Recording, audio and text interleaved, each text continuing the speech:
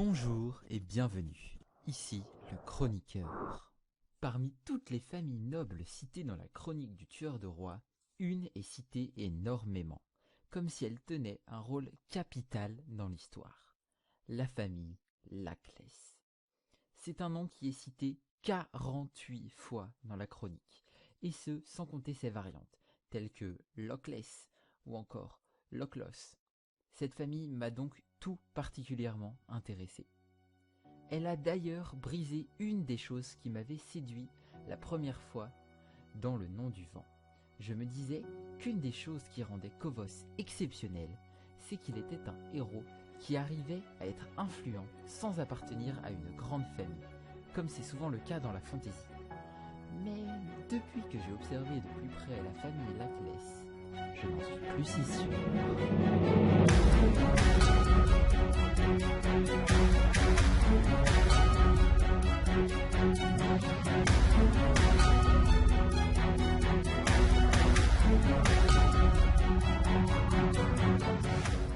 Dans la chronique du tueur de roi, une des premières choses que nous apprenons sur Lauriane, la mère de Kavos, c'est qu'elle est noble, mais qu'elle s'ennuyait et que Arliden, le père de Kavos, l'a délivrée grâce à des paroles envoûtantes.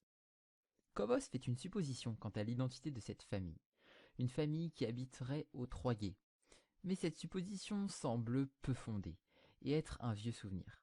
De plus, comme vous allez le voir plus tard, Lauriane nous donne l'impression qu'elle se cache de sa famille. Lors de ses discussions avec Meluan Laclès, Kavos apprend que cette dernière avait une sœur, qui se nommait Natalia, qui se serait enfuie avec une troupe d'artistes itinérants quand elle était jeune. Il est donc facile de tisser un lien entre Lauriane et Natalia. De plus, Meluan semble avoir une haine viscérale contre les Edemarou. Cela montre que les comédiens ambulants avec lesquels s'est enfuie sa sœur étaient probablement des roux, tout comme la troupe avec laquelle s'est enfuie Lauriane. Parlons quelques minutes du nom de cette sœur. Natalia, du moins c'est ce qui est écrit dans la version française, car dans la version anglaise, elle est nommée Natalia. Cela pourrait simplement être une tentative du traducteur de franciser son nom, et cela est déjà un gros indice, car cela veut dire que c'est un personnage qui est assez important pour que le traducteur prenne du temps sur son nom. Revenons sur Kavos. Enfant, il fut un jour surpris par sa mère quand il chantait au coin du feu une chanson dégradante à propos de Dame Laclès.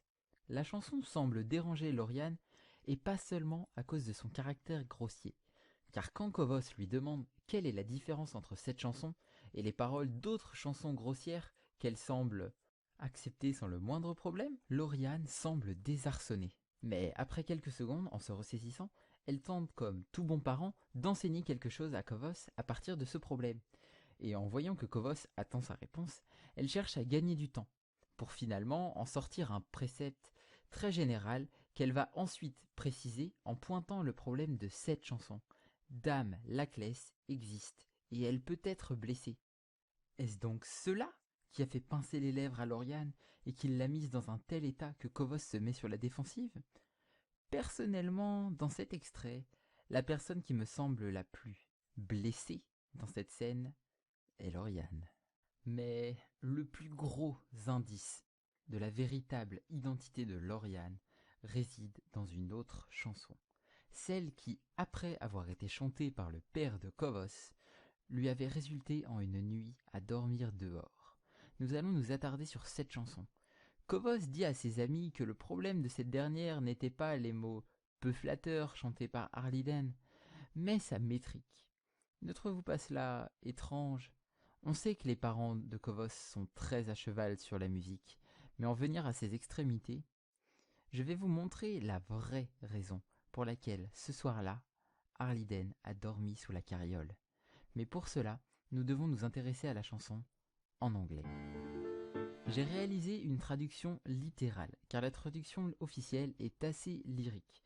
Je précise que je n'ai aucune compétence de traducteur et que par conséquent, cette traduction est approximative. Comme vous pouvez le voir, il n'y a pas beaucoup de différence au niveau du sens.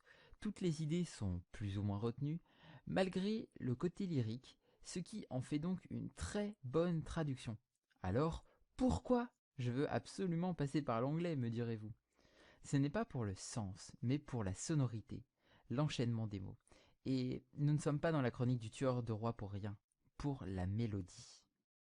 Dark Lorien or Dylan's wife has a face like a blade of a knife, has a voice like a pricked down burr, but can tally a sum like a moneylender.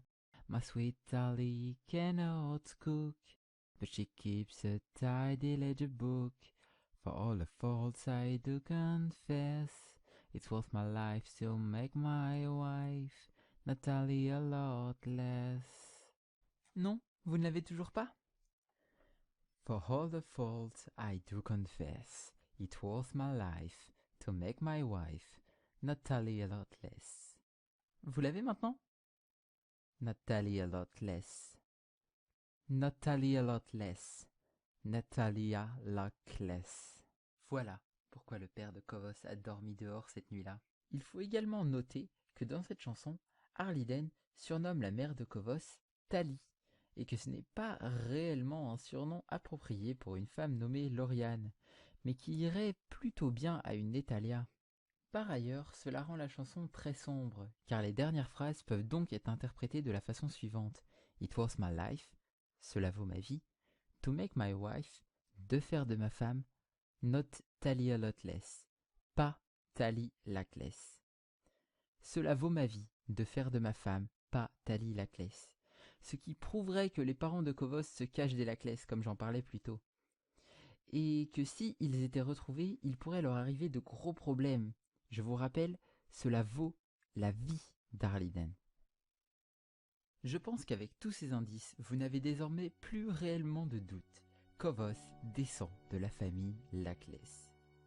Sur ce, nous allons stopper cette première partie de notre série sur les clés de la famille Lackless.